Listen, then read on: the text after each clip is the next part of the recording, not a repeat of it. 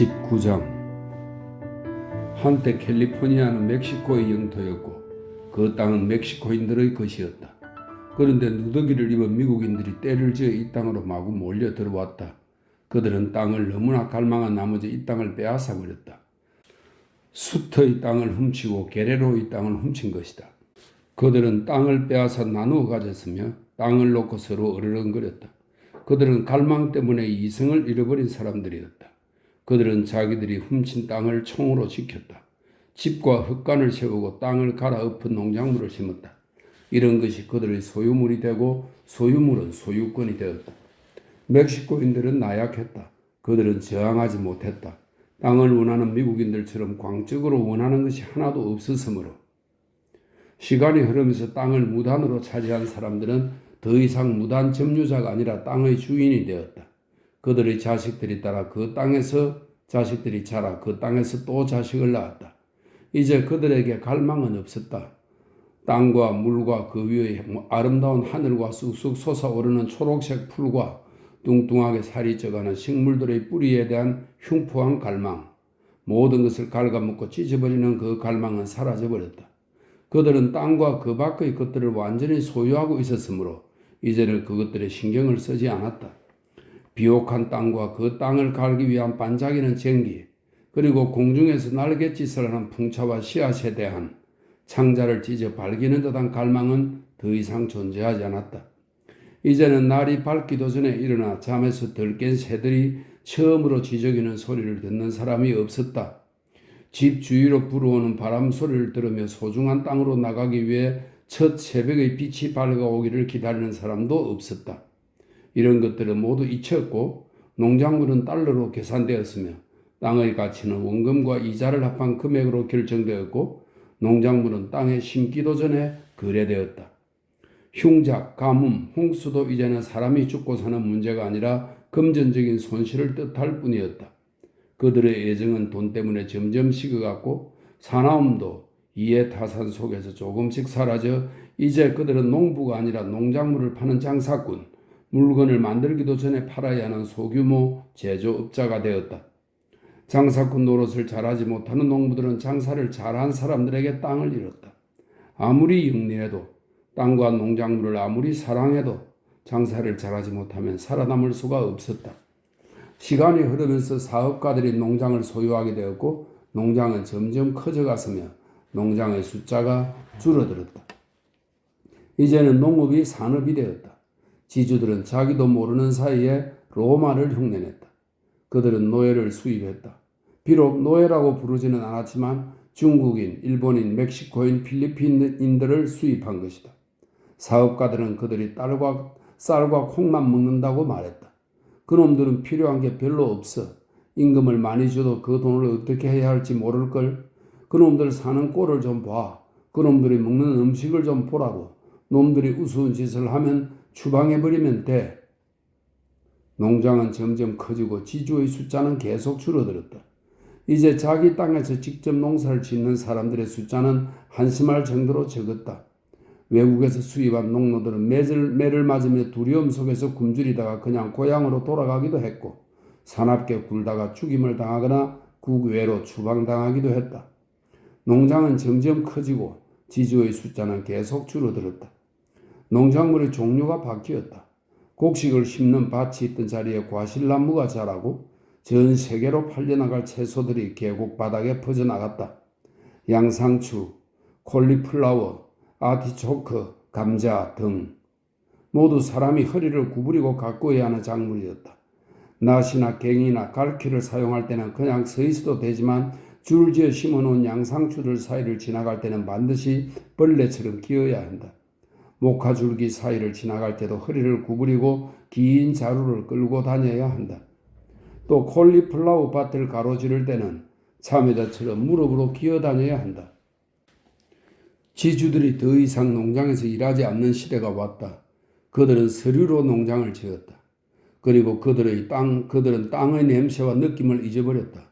다만 자신들이 땅을 소유하고 있다는 사실만, 땅을 통해 자신들이 무엇을 얻고 무엇을 잃었는지만 기억할 뿐이었다. 일부 농장들은 상상도 할 수 없을 만큼 커졌다. 소득과 손실을 기록하기 위해 수많은 사람들이 장부작성에 매달려야 할 정도였다.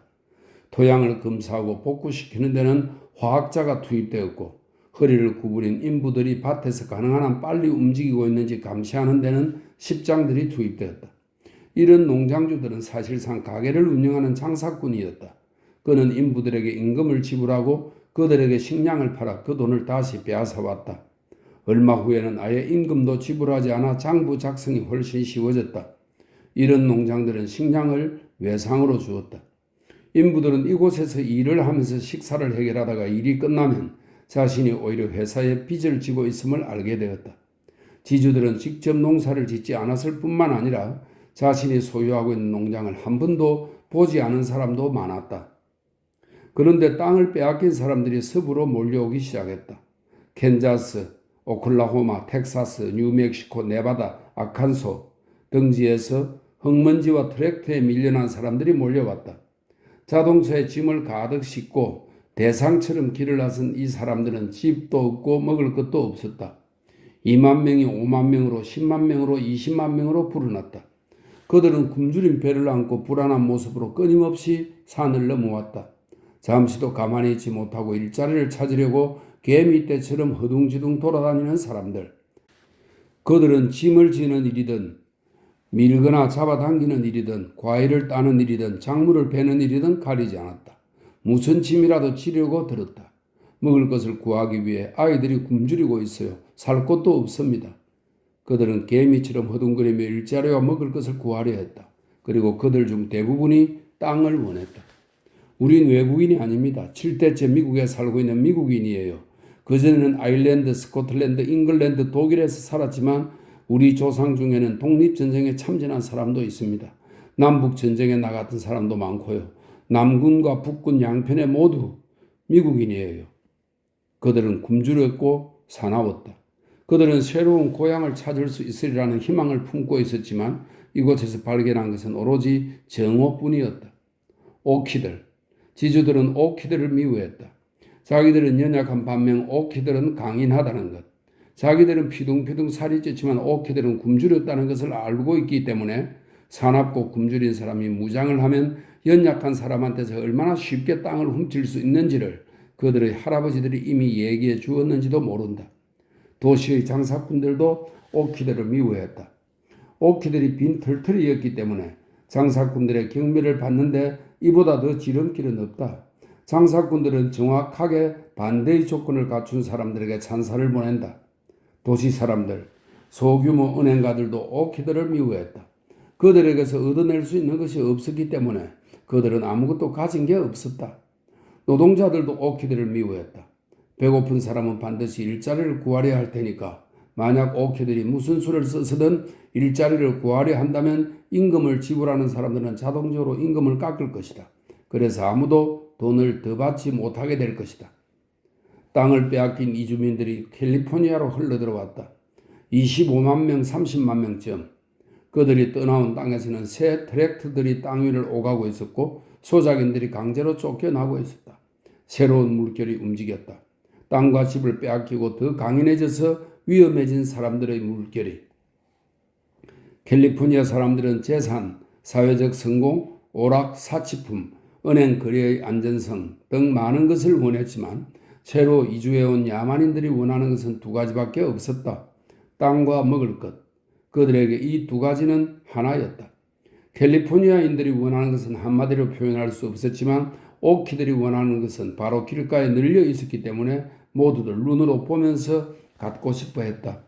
과연 물이 나오는 좋은 땅, 푸르른 땅, 손으로 시험삼아 흙덩이를 부스러뜨릴 수 있는 곳, 냄새를 맡아볼 수 있는 풀, 목구멍에서 강렬한 단맛이 느껴질 때까지 씹어볼 수 있는 귀리 줄기, 놀고 있는 땅이 눈에 들어오면 그들은 등을 구부린 채 양배추를 수확하는 모습을, 황금빛 옥수수와 순무와 당근을 수확하는 모습을 머릿속으로 그려볼 수 있었다.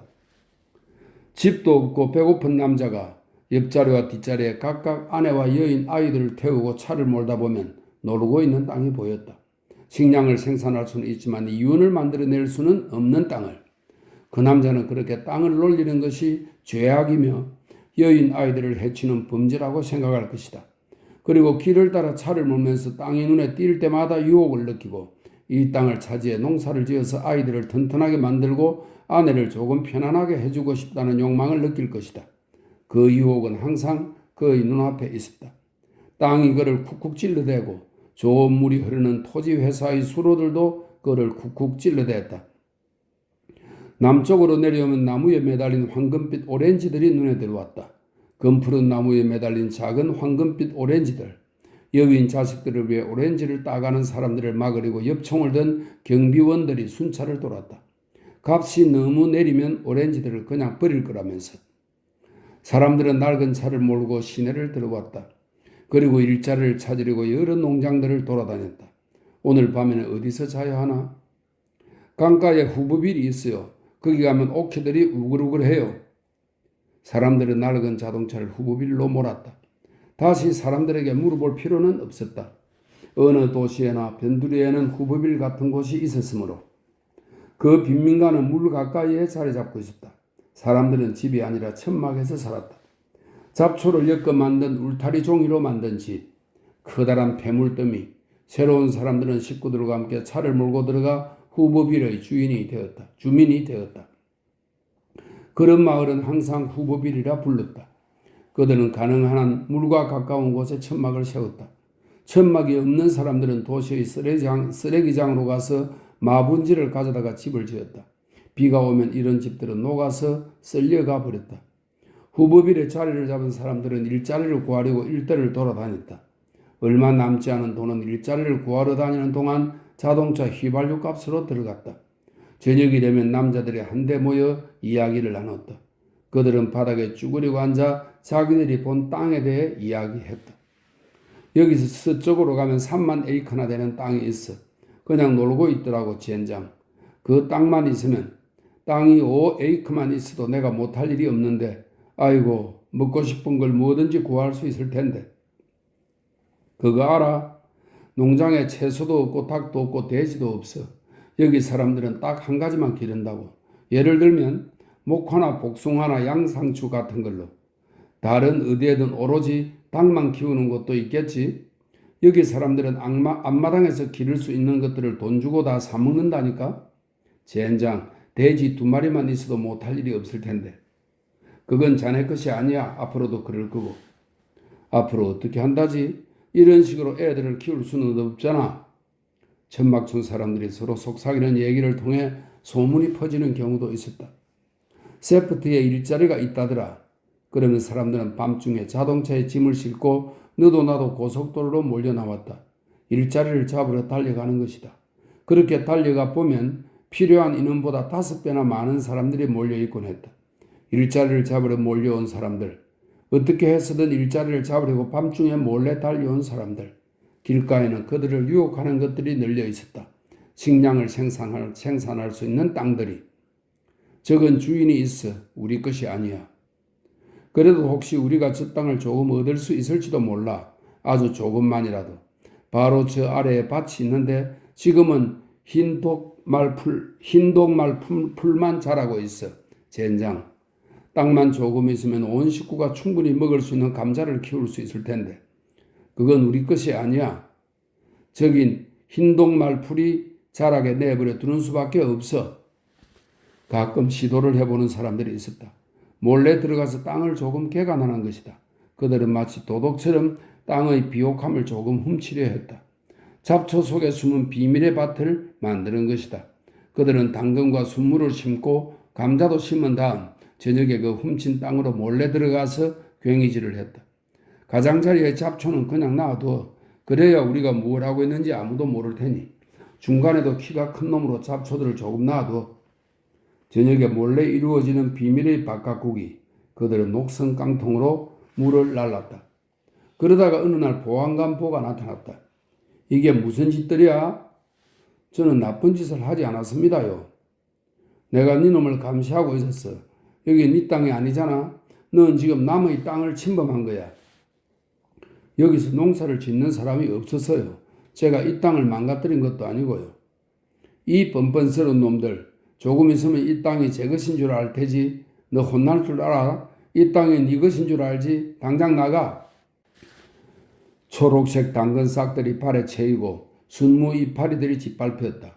그리고 흰동말풀이 다시 그 자리를 차지했다. 하지만 보안관 보호의 말이 옳았다.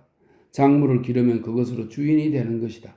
괭이로 땅을 일구고 거기서 키운 당근을 먹은 사람은 자신이 식량을 얻은 그 땅을 지키기 위해 싸움을 벌일지도 모른다. 그 놈을 빨리 쫓아내버려. 그 놈이 그 땅을 제 것이라고 생각하게 될 거야. 어쩌면 흰동말풀 사이에 그 작은 땅을 지키려고 목숨을 걸지도 몰라. 우리가 순무를 발로 차버렸을 때 그 놈 얼굴 봤어? 아이고, 누구든 눈에 띄는 대로 죽여버릴 태세던데? 그놈들 길을 죽여놔야지. 안 그러면 그놈들이 이 일대를 다 차지해버릴 거야. 이 지역을 차지해버릴 거라고. 다른 데서 온 놈들 주제에. 맞아. 우리랑 같은 말을 쓰기는 하지만 우리하고는 달라. 놈들이 사는 꼬락서니를 좀 봐. 우리들을 그렇게 살라고 하면 살겠어? 천만에 말도 안 되지. 저녁이 되면 쪼그리고 앉아서 이야기를 나누었다. 어떤 남자가 흥분해서 소리쳤다. 우리 20명이 땅떼기 하나 못 빼앗는다 말이야?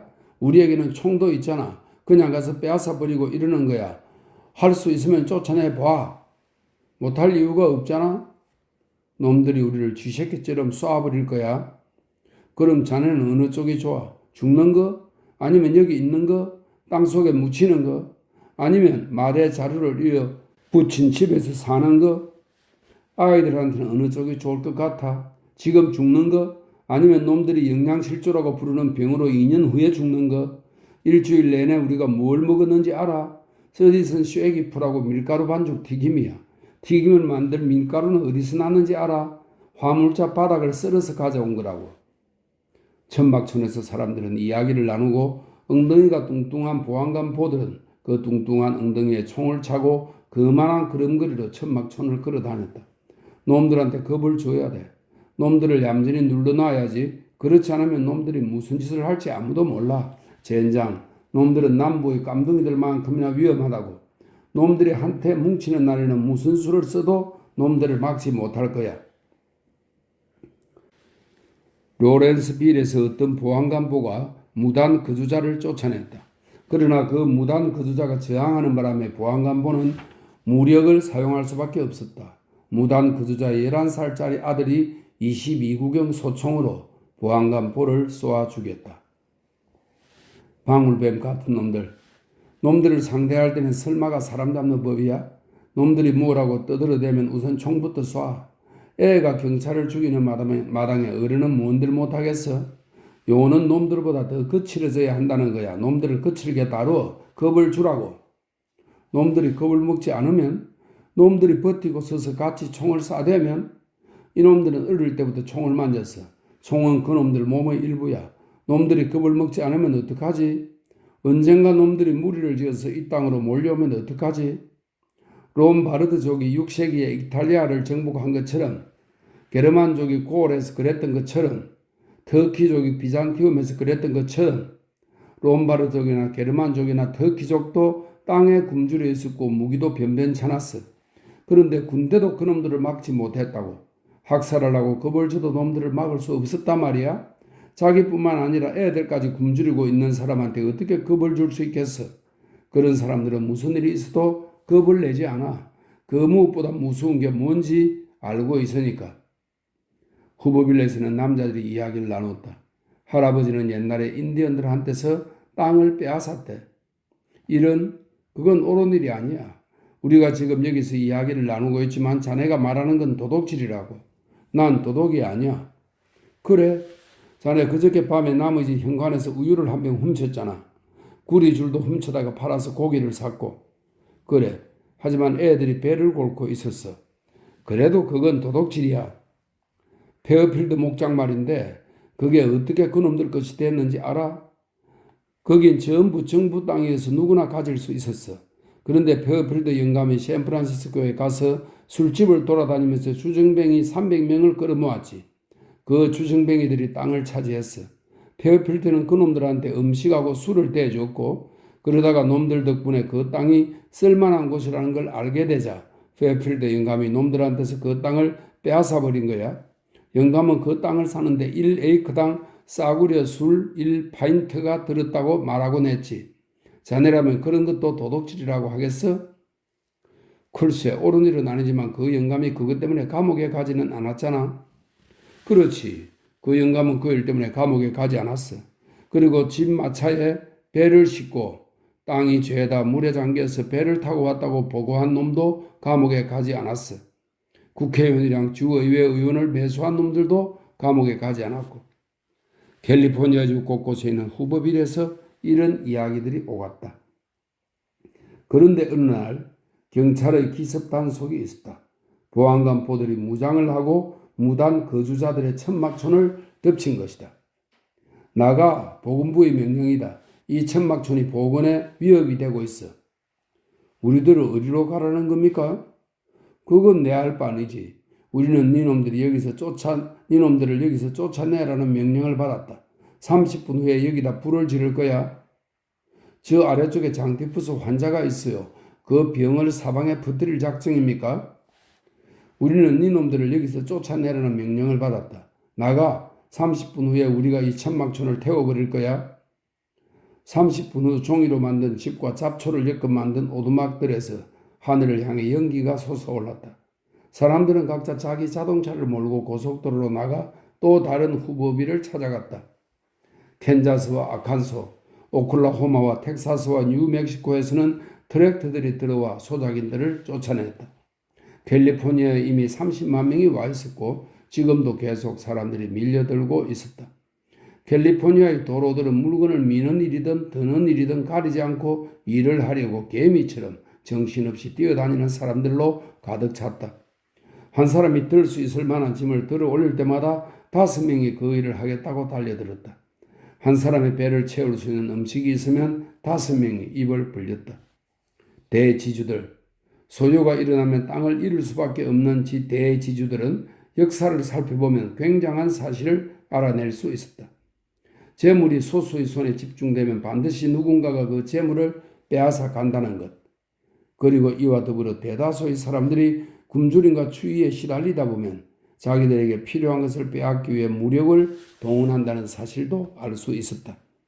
역사를 통틀어 작은 소리로 비명을 질러대고 있는 또 다른 사실 하나. 억압은 억압받는 자들을 강하게 만들고 단결시킬 뿐이라는 것. 대지주들은 역사 이 세 가지 외침을 무시했다. 땅은 더욱더 소수의 손에 집중되었고 재산을 빼앗긴 사람들의 숫자는 점점 늘어났다. 대지주들은 사람들을 억압하는 데 온 힘을 쏟았다. 엄청난 재산을 보호하는 데 필요한 무기와 독가스를 사는 데 많은 돈을 썼다. 혹시 사람들 사이에서 불온한 소리들이 오가지는 않는지 감시하기 위해 첩자들도 보냈다. 폭동들이 일어나면 짓밟아 버리기 위해서였다. 대지주들은 경제적 변화도 무시했고 변화를 위한 계획도 무시했다. 폭동의 원인이 계속 존재하는데도 대지주들은 폭동을 분시할 방법만 생각했다. 사람들에게서 일을 빼앗아버린 트랙터, 짐을 운반하는 순환선, 물건을 생산하는 기계, 이 모든 것들이 점점 증가했다. 그래서 고속도로 위에서 허둥거리는 사람들의 숫자가 점점 늘어났다. 그들은 대지주들에게서 빵 부스러기나마 얻어먹을 수 있다는 길을 찾아 헤매며 길가에 널려있는 땅을 갈망했다. 대지주들은 스스로를 보호하기 위해 연합회를 만들어 사람들을 위협하고 죽이고 독가스를 뿌리는 방법들을 논의했다. 그들은 항상 주동자를 두려워했다. 30만 명이나 되는 사람들 사이에서 지도자가 하나라도 나오는 날에는 끝장이었다. 30만 명이나 되는 사람들이 굶주림 속에서 비참한 생활을 하고 있었다. 만약 그들의 의식이 깨어난다면 땅은 그들의 것이 될 것이다.